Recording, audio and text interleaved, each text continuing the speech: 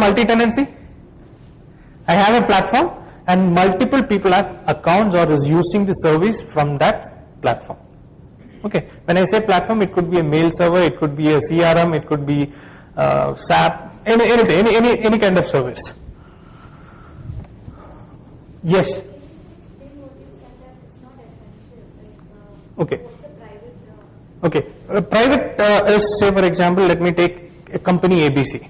It's a very big company, so they can afford a private cloud, which means their data only resides in that infrastructure. So I or IBM or Microsoft cannot have a service from them. It's like this. Small companies, they have mail solution outsourced to another service providers like MSP, mail solution provider. So what happens is in one server, you will have mail accounts for various companies. If that server is compromised, whichever organization is having account, everything is compromised. But if you look at most of the big companies, they have their own mail servers inside their own infrastructure like data centers or, okay, so that is multi-tenancy. Now next we discuss cloud service models. Okay, divided into 3 archetypal models. What is the archetypal? Based on architect types. Okay, it's the new buzzword for architect types, or I couldn't find it in the. It's something related to the history, right? Like some pattern from the history or something of that sort. Yeah, it's basically related to architect types. That is what I could find out from internet. I couldn't find a very authoritative answer from any dictionary, but it is most of the definition it says architectural types. Okay. Anyway, whatever it is, the 3 types of service models are known as SPI. Remember, I started off with a question: what is SPI model? Okay. This is very. I mean, whenever you go to a cloud-based talk or seminar, you will always come across SPI. Okay. So, what is SPI model? We will be covering it in the next slide. There are other derivative models.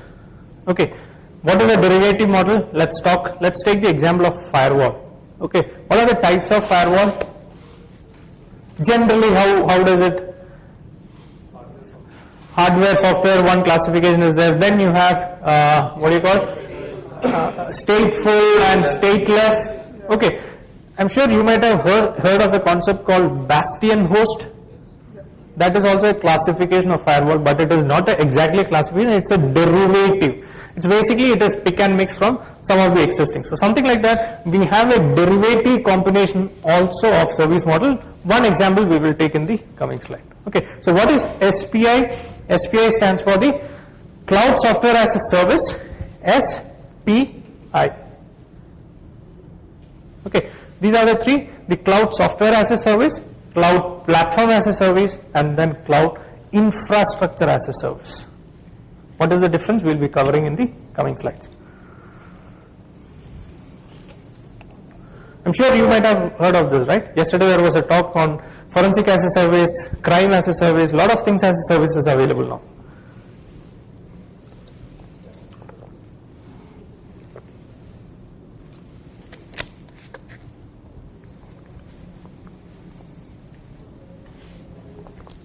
If I'm too fast, please let me know, okay? Because I have around 200 slides to be covered. I'm trying to cover that. So don't look at the slide here. You will be, I don't want you to do a countdown on it. So when I sit here, I always know how many slides are there. First thing when you open the PowerPoint, I see the bottom left hand side where you see the number of slides, right? Then we start counting. Okay. So let's move to the first model, SaaS. So what is SaaS? Let's take the SaaS first character, software. Okay, so here we only get a software. The client uses the software application running on a cloud infrastructure. Okay, so I have some customer management software. Let's take, I want a customer management software for my organization.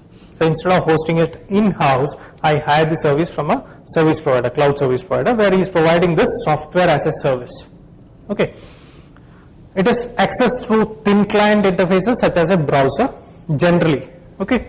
And user or the company who is taking the service from the service provider does not manage or control the underlying cloud infrastructure. It doesn't have any control. Okay, including network, servers, operating system, storage, or even individual application capabilities. Means he cannot control the global configuration of the application. Whatever is allotted to him, a profile or maybe an instance, he has control only over that. He doesn't have control over any of these things. Clear? He has only control, like he can maybe change some parameters of the account that is allotted to him, but nothing more than that. Just one question. This last point, even if it is an application capabilities, what does it specifically Say for example, a new version of CRM, that particular this thing has come out. Okay, he cannot update it or upgrade it. Okay, he wants to change some global configuration which is applicable to the program as a whole. He cannot do that. So one more point to be with this. In terms of software as a service and all this thing. So generally when you have your application something running on cloud, so generally do you have access to the kernel level stuff? That's what I am saying. The sentence you used is when your application is running, right? It is not our application as of now. In the next stage is our application. That time also we don't have access to the kernel level. One more level is there where we will have access to the instance of the OS that we have. Is Zoho CRM an example of this? Zoho? Yes, CRM generally it can fall under this, or if you are doing custom coding for a CRM, then it can fall under the next category. Okay, if you are just taking a service, you are not doing any kind of interaction or adding your own module customization, then this is the one.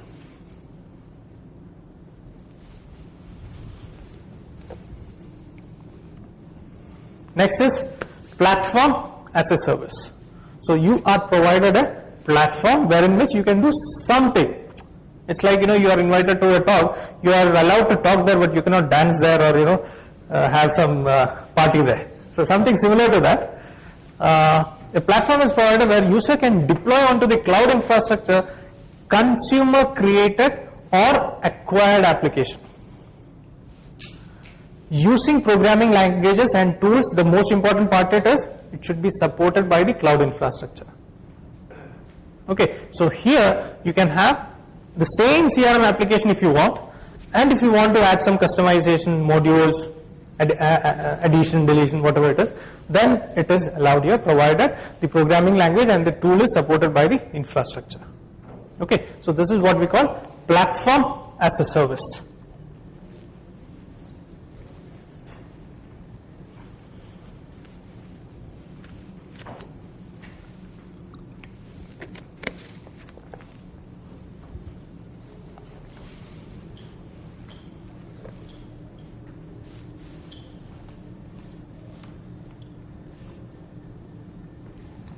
As far as the controls are concerned, the consumer does not manage or control the underlying cloud infrastructure, including the same stuff that we discussed in the previous.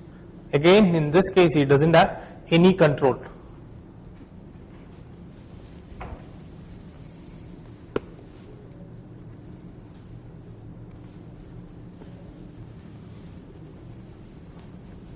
But what he has control over, the application he has installed, including the hosting environmental configuration. Okay, so anything that at the application layer, he has complete control over it. Most of the thing.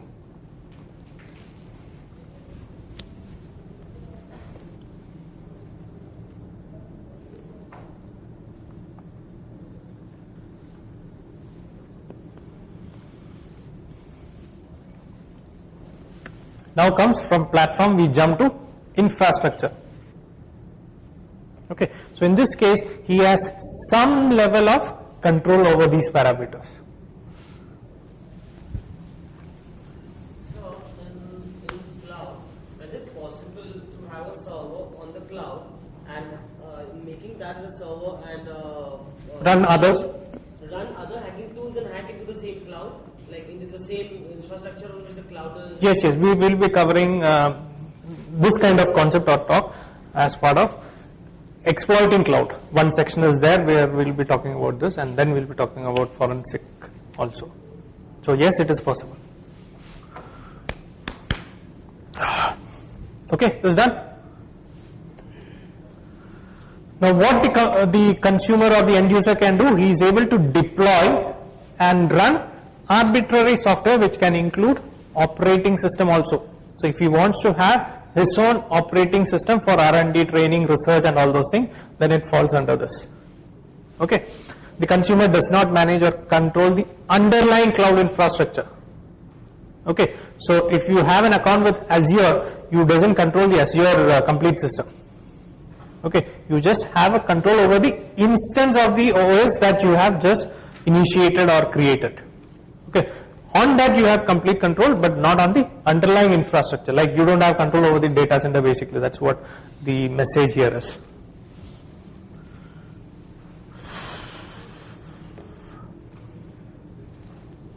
So he has control over operating system that he has initiated. He has control over the storage.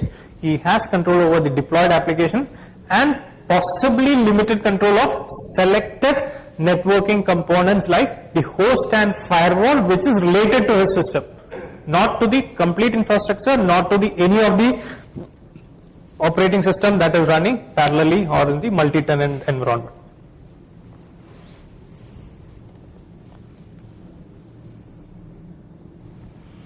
Now comes deployment models. Okay, remember NIST categorizes based on 3 parameters.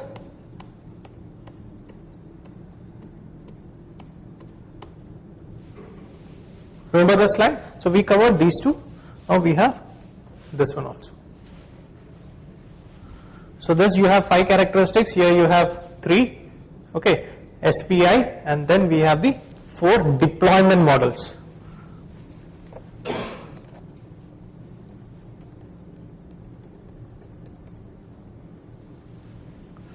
What are the 4 deployments model? Commonly known as public cloud, private cloud, community, and then you have the hybrid.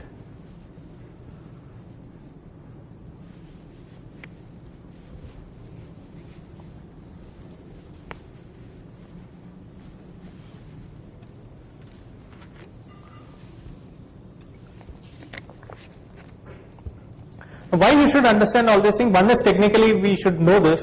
What are the other reason why we should know all these things in detail is, if the management is asking, is it safe for us to move our in-house applications or data to cloud, and ask you to do a risk assessment, then you should know this. We will be covering risk assessment a little bit thoroughly. Okay, how you should or what are the frameworks available or how you can do it. Okay, so in that case you should know all these things. So you need to convince the boss that there is something known as public cloud, there is something known as private cloud, there is something known as community. So you'll ask, okay, what is it, blah blah blah. So you need to know to give a clear definition of this. Okay, so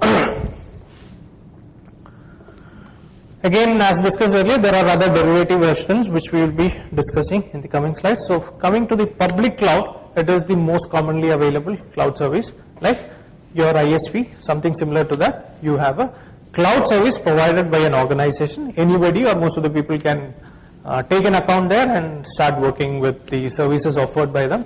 The cloud infrastructure is made available to the general public on a large industry group owned by an organization providing cloud service. Okay, the most commonly found model. Private cloud, the cloud infrastructure is operated solely for a single organization. Let's take the example of Infosys or Wipro or Microsoft or any big shots.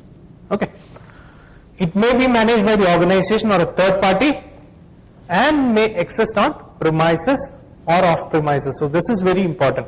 The private cloud may be managed by the in-house team or it may be outsourced also.